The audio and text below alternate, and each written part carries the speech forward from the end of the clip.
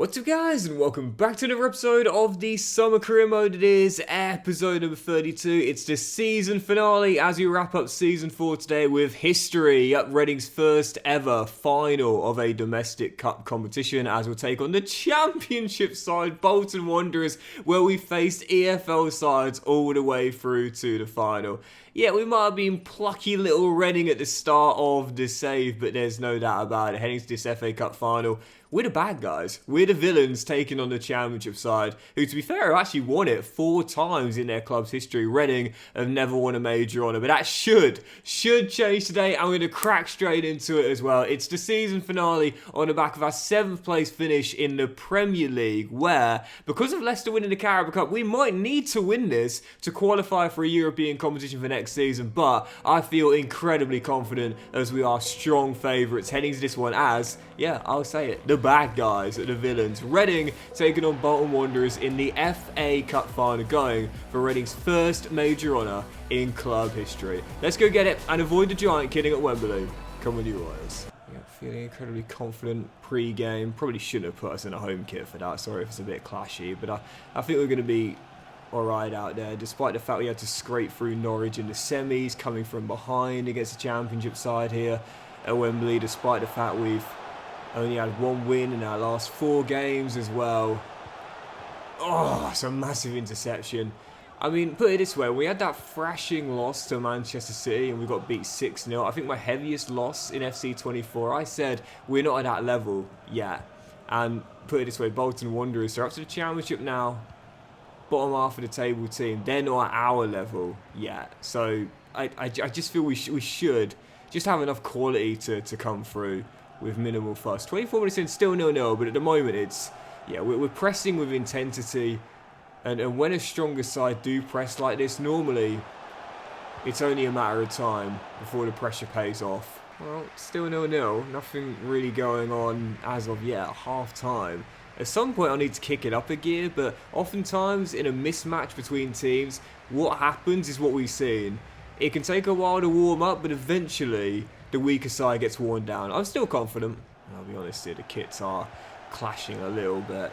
I'm getting my excuses out of the way early here. Kits are clashing a little bit. That's my silly fault, but this will be one, and it'll be fitting for them. Oh my goodness, the man who gets it, but his City put it wide. Harvey somehow misses the target. Been with us since season 1, the OG, and should have given us the lead. Fires it past Nathan Baxter, but also past the post as well. But like I said at the break, man, this is what often happens in the second half in a game between 2 teams that are mismatched. It might have been level for a while, but eventually that weaker side, the energy levels start to deplete a bit quicker as the game wears on, and eventually their resistance wears off. I still don't think it'll be long. Bolton's best chance is just digging deep and taking this to pens. It's going to be yours, mate. Yep, with him. And to peer through the gap, Nibs says I can't finish, but I can. Oh my goodness, help set up a goal. No, McGree off the post, and Bolton get it away. 23 minutes of normal time to play, still 0-0. It's literally just been all one-way traffic, a training exercise really. It's exactly what I was expecting, but I thought by now the goal would have been scored. Not yet, still time. Ruev, Amdouni, Nibs the dummy runner. McGree, come on, scored the winner in the semi, just hit the post, pegs it back, and fairly denied by Nathan Baxter this time. Goodness gracious, we're getting the chances now, just can't put a finishing touch on it. Harvey's delivery, punched away, and McGree's shot blocked. Yeah, this is exactly how I expected the game to go. All one-way traffic. Bolton just trying to cling on and take this to pens. Can they shut us out for 2 hours though? Surely not. Well, I thought this would be a bit of a formality. In the end, whilst we've had the chances, we haven't finished them. The longer the game went on, the more we got though. So whilst it is still 0-0 heading into extra time, and Bolton's dogged defending and great saves by Baxter have forced extra time, there's still 30 more minutes. I'm pretty confident we'll find a breakthrough. If it goes to pens, I think we're going to bottle it. What I'll do is I'll push Harvey down and I'll take off Tapia, bring on Wilhelmer for a bit more creativity. McGree, I'm going to take him off for a spree. I know he comes up big, scored the win in the semi as well, but I think I'll take him. And actually, you know what? I'm going to play McGree at left wing back. I said before he can play there, even though he's better further forward. He has got a bit of defensive ability, and I think I'll just go with that for now.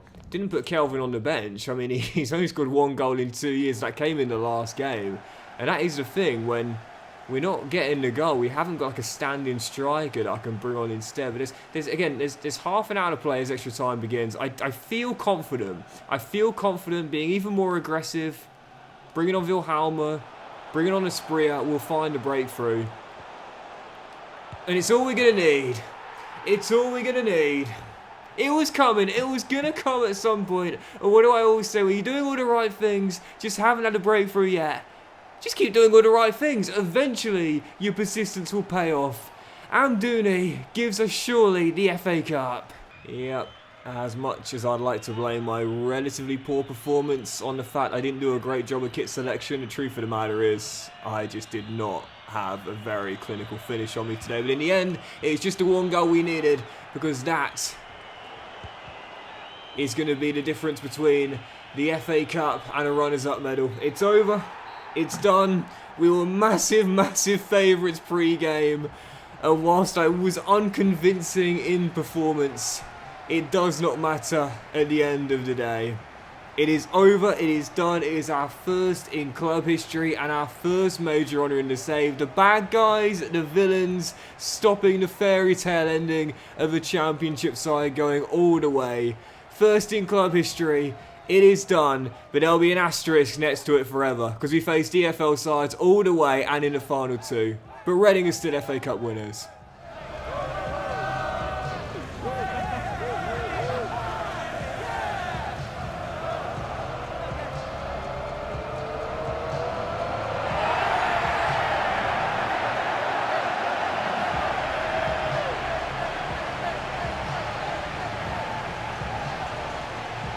There's this great sketch in the Mitchell and Webb Look, which is a sketch comedy show created by the creators of Peep Show, one of the best British comedies of the past 2 decades in my opinion, where David Mitchell and Robert Webb are playing 2 Nazi officers.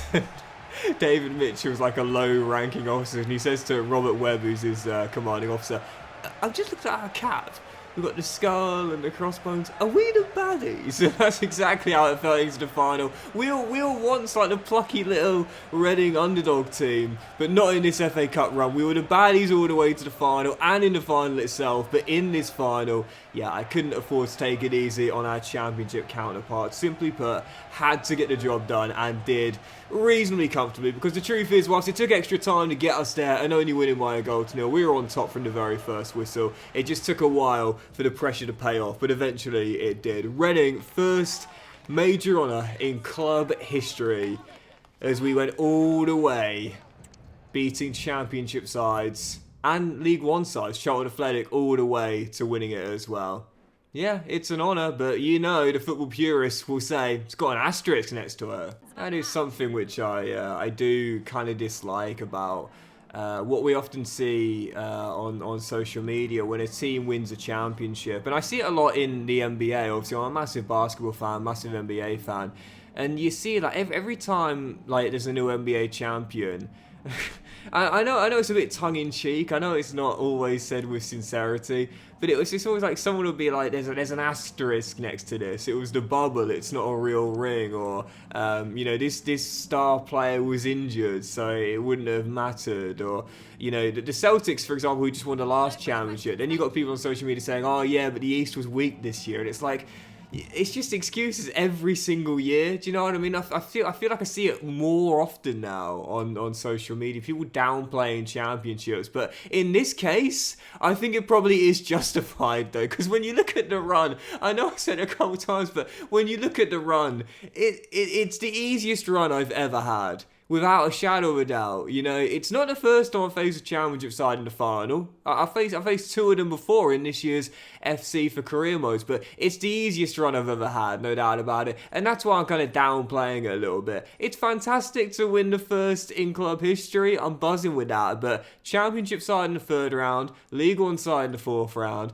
championship side in the fifth round, championship side in the quarters, championship side in the semis, championship side in the final. It just kind of takes away a bit of the shine from it, do you know what I mean? So as you wrap the season up, we'll look at the other trophies won this season, starting with the Carabao Cup, where as we know, Leicester went all the way to winning it, beating Harry Kane's Arsenal 3-1 in the final. As for the Europa Conference League, which again, we might be going into next season, but it should be the Europa League now on the back of that win in the FA Cup final. That's the qualifier for the Europa League, but again, you never know with career mode. But anyway, for the Europa Conference League this year, it was PSV beating Villarreal 4-2 on penalties to win Europe's bronze competition, if you will. And as for the Europa League, like I said, we should be going into this competition for next season. Some blockbuster ties going on from the last 16 onwards, where it was an Atletico Madrid versus AC Milan final, and it was the Italians who also won a penalty shootout to win the European honour, beating Atletico 3-2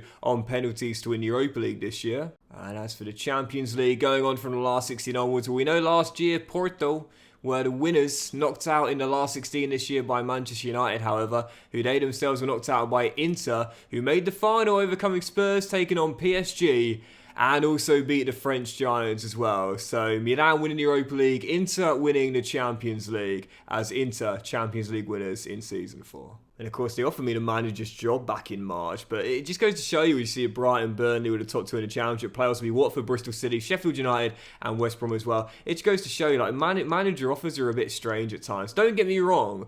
When it was offered to me, I was pleased to see it, because you very rarely get manager offers, as Plymouth and Barnsley are up in the League One automatic promotion places, with Pompey, Peterborough, Charlton and Derby in the playoffs. But it's like, why would they offer me the job? They were going for a Champions League, and I assume a Serie A. We'll find out in a moment as well. Why would they then offer me the job at that point? It makes no sense. But as for League 2, Leyton Orient, Burton Albion and Carlisle are the top three. Fleetwood, Mansfield, Cheltenham and Gillingham in the playoffs, and the team bottom of the Football League this year was Crawley Town. Might have lost the CL final, but almost always winners of the Ligue 1. PSG finishing 12 clear of Monaco to win the French top tier this season. I don't believe this, I really don't. Harry! He's cursed, honestly. The past 3 years, Bayern have not won the Bundesliga where he's been there. Kane left to join Arsenal this year, and then Bayern win it the following season, 9 clear of Leipzig. Whereas Arsenal, who did win the last 2 Premier League titles in this save, obviously didn't win it this year with Man City back on top, and they lost the Carabao Cup final to Leicester. He's cursed, Harry. He's cursed. As for the Serie A, Juventus top. No, Inter are a long way off the Serie A in the end, so I guess I can see why they did offer me the job. At Juve, winners by 4 points, with Milan in second, Napoli third, and Torino getting in the top 4 in Italy's top tier this season. It was a Conference League and Eredivisie double for PSV, finishing 2 clear of Feyenoord and 4 clear of Ajax to win the Dutch top tier this year. Porto champions of the Liga Portugal, finishing 6 clear of Benfica, with Sporting in 3rd place. Braga, for me, normally do finish in 4th. This year, dropping all the way to 6th place, though, in the Portuguese top tier. And as for the Scottish Premiership, as I always say, it's the first phase. You don't get to see the second phase. You just got to assume whoever's on top wins the championship. And this year, that was Celtic. 6 clear of Rangers, with Hearts in 3rd this year. Atletico Madrid, winners of La Liga, as Conor Gallagher and Julian Alvarez unite to dethrone Real Madrid and Barcelona, as they finish 7 clear of their Madrid rivals, and a whopping 15 clear of Barca in 3rd. Real Sociedad were the 4th place side this year, as Bilbao had a really poor season by their standards. And as always, we end with the Turkish Super League and the MLS, where Galatasaray had a storm of a year with 33 wins and 38, finishing a whopping 19 clear of Besiktas to win the Turkish Super League, with Fenerbahce in 3rd and Trabzonspor in 4th. And as for the MLS, this has just got going, and as you'll see, it's LA Galaxy who have jumped out. It's the quickest start right now, 11 wins in 17 and only the 1 loss. As I always say, you can tell when Messi's retired, depending on where Inter Miami are in the table when you look in the MLS. When he's there, when he's still playing, normally they're always 1st, 2nd or 3rd, but when he's retired, they drop down the table quite a bit. And so, as always, to end the season officially, we'll take one last look at the squad, team management, squad hub, and team sheet star rating as well. well. We're still a 4-star team, I believe, but I think we're on the cusp of being a 4.5-star team now. And when you look at the team as well, as I always say, the team we are at the start of the season isn't the team we are at the end of it because of the growth of the young players. And once again, some solid growth from some of our younger players this year. Reggie's now up to 82. Tyler, despite the injury, is 78 as well. Amdouni, of course, who came as our new number 9, 83 overall. Dennis is now 81 overall as well. The team's getting better and better gradually and gradually. And even with working with a small budget, what I quite like about it is that so much of this team has been here since the first season. And Bengay, Abrifa, Kamara and Kelvin, don't get me wrong, are in the resis. But then you got Harvey, who features in an awful lot of our games. Boyce Clark is still our backup goalkeeper. Charlie Savage is still here. And then, of course, again, you also got Aziz, who is our starting right winger as well. So, yeah, we've grown the team so well since season 1. I just love how it's not just got a lot of wonder kids in there, you know. We're doing it quite realistically. And I just love the identity we're building here with Reading now. There's still a long way to go. For the new season, no doubt about it. As I always say, when we end the season, we assess the team, we think, what are we going to need for next season? Well, defending an FA Cup, defending a trophy won for the first time ever. I tell you what I do need. I need EA to look at this. Stop telling me Bennett's in bad form when the guy's won back-to-back Golden Gloves at 18 years old. Come on, upgrade this kid, man. Seriously. He deserves at least the exciting prospect tag. As they see Dennis here growing 3-81 over. He was solid this year as well. 3 goals and 2 assists in 30 games. I would say this year our defence took a step back, no doubt about it. We had one of the best defensive records in the division last year. But this season we took a step back. We scored more goals. We scored over double the amount of goals we got last season. And a big reason why was the signing of Amdouni up top. But going, defending, we really struggled this year, and we conceded a lot of silly goals as well. So no doubt about it, whilst Tyler and Owen is still a really good young CB duo, I think personally, with Panzo not getting any better now at 26 years old and remaining at 75 overall for the entire season, Owen's growth, as we know, has been slow, gradual, yes, but still quite slow. I think, in my opinion, we know the budget we get at the start of the season may not be very big, as it hasn't been since the Savers began. Every year we've been working with limited budgets, but whatever we get, I think this season the plan was buy a new striker with whatever money we've got. I think for the new season, season 5, whatever kind of money we've got, however big or small the budget is, buy a new centre-half. I think we need a good new star centre-half to improve our defence, which took a step back this year, no doubt about that. Reggie up 4 ratings though, and continuing to get better and better with 4 goals and 4 assists in 36 league games this year as well. I'm hoping that Luke is going to retire at the end of next season as well. He's still got 3 years left on it after we extended it in the summer, but 32 years old, not playing much, and most of his minutes now come from the bench as well. I'm hoping he'll retire at the end of next season, so we won't need to give him a new contract at the end of the season after that as well. So yeah, we'll see, but there you go. Renato grew 1 rating. He was solid for us this year. 2 goals and 4 assists in 32 games. I've got no qualms about our DM duo either. I like Renato, even though he's 31 now. He's still a good leader in the team, and Grev alongside him as well. Did get the injury during the season, but he'll go back to 80, I'm sure, heading into the new season as well. So I'm fine with the DM duo. It's just at CB. We do need to get a much better defender and a real tough tackling centre half that's also comfortable on the ball as well. See if we can find one in the summer. Charlie up 2. Not sure if he'll be here for next season, or as we know now, his minutes getting even more reduced. Yes, played 29 games, but that was mainly after the injury to Gruev. But we'll see what happens in the summer for one of our OGs, mainly because, again, we've got this guy out on loan who's growing brilliantly, Patrick Oakley. He looks absolutely amazing with 82 stamina, great defensive stats, and a good passer as well. So if you're at 6'2", he could be turned into a centre-half, but I guess we'll see. Ryder McGree up 1 rating to 77 overall, scored the winner in the FA Cup semi-final, but also 6 goals and an assist in 23 league games.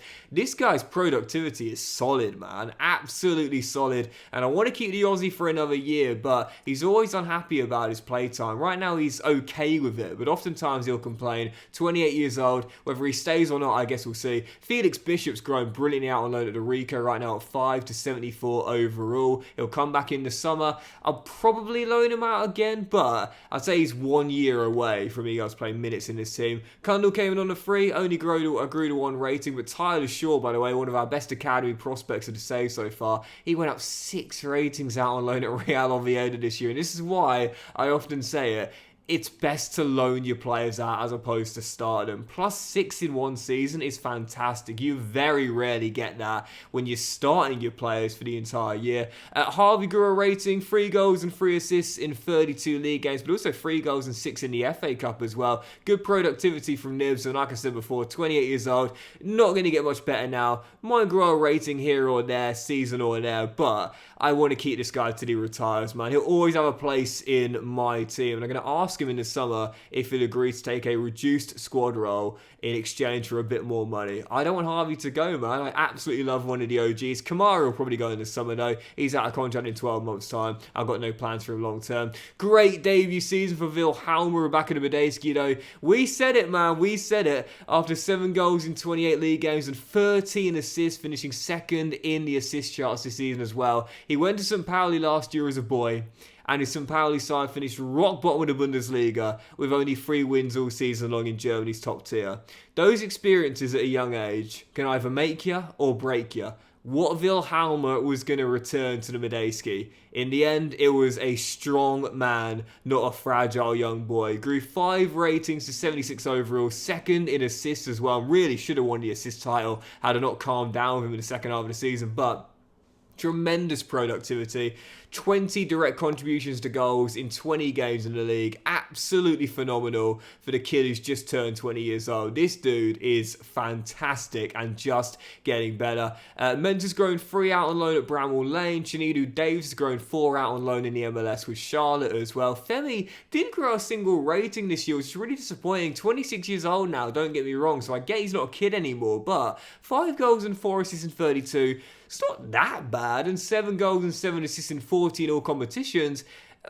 Reasonably solid all across the board, I would say, really, but didn't grow a single rating all season long. That's disappointing, that. I'm giving him the game time, but it just seems as though his potential appears to have maxed out a little bit. Hopefully, he'll start to regrow from next season onwards, but I guess we'll see. Rodriguez, though, and again, case in point, like I said earlier, this is why you loan your players out, man, because when you start, put it this way, Wilhelmer this year, where is he? Wilhelmer grew 5 ratings, despite playing the majority of our games and being second in assists. We sent Alfonso to the championship and he grew 9 ratings in the second tier. It's just so much better to loan your players out. If you want quicker growth, that's the best way to get it. Loan those players out as quickly and as frequently as you can. But even so, up 9 ratings out on loan to Liberty in South Wales. He's got another year there as well. And I might recall him in the summer, cut his loan spell short, or keep him out there in South Wales. I guess we'll see. But Esprieto, 5 goals and 6 assists in 29 league games, growing a rating to 78 overall.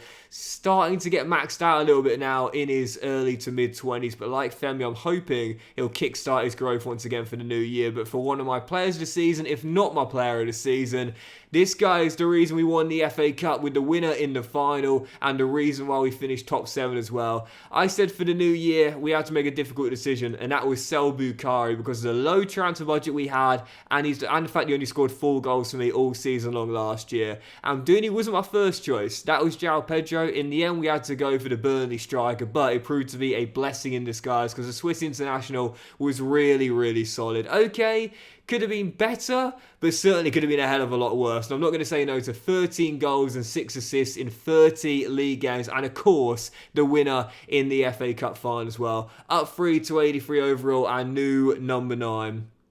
A big reason why we're heading into Europe and we have a trophy in the cabinet for the first time in club history. And as for Kelvin, I don't know whether he'll be here for next season, but I was so pleased to see it. First goal in 2 years, a 2-year goal drought, possibly the longest goal drought I'd ever had for one of my strikers before, but he ended it in style against Bournemouth. I don't know whether he'll return for the new season. He's only got 1 year left in his deal, but to be fair, we are going into Europe, so we'll need those homegrown players. Kelvin did come through the Reading Academy, so maybe I'd extend him just for the homegrown registration rulings, as JJ has grown 4 out on loan in Romania. But that will do it for the season finale and the end of season 4, guys. So big thank you for watching. Really hope you have enjoyed. If you have, then please do drop a like. Much love to you all. Have a fantastic day. I will return in the next episode with a brand new season as season 5 will begin. Reading for the first time ever going into Europe, where I believe we should be in the Europa League. We should be after winning the FA Cup, and it might be Conference League. We'll find out though when the season begins. And we're also defending a trophy for the first time ever after winning the FA Cup. First honour to say, first major honour in club history, and we'll try and defend that next year, as well as hopefully going further in Europe. And I'll have my eyes set on top 4. That's what we're targeting for next season. We're going to do that. We'll need some investment in the summer, and fingers crossed, touch wood, for the first time, we'll get a good transfer budget given by the board. Have a fantastic day, guys. Much love to you all, and I'll see you for a brand new season of the Summer Career Mode with Reading, heading into Europe for the first time in club history very soon.